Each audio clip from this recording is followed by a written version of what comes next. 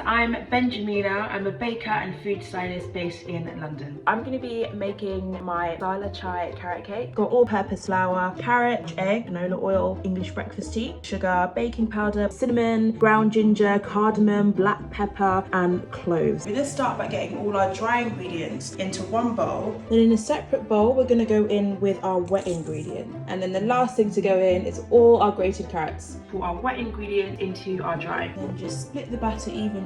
So let them cool completely to one side. Got 150 grams of softened, unsalted butter. And then I'm just going to add in some sifted icing sugar. Beat that until it's smooth. You're going to just add your cream cheese until it's all combined. Spread it evenly. Make sure and nice and flat. So I've got some walnuts here and I'm just going to go all the way around the edge of the cake.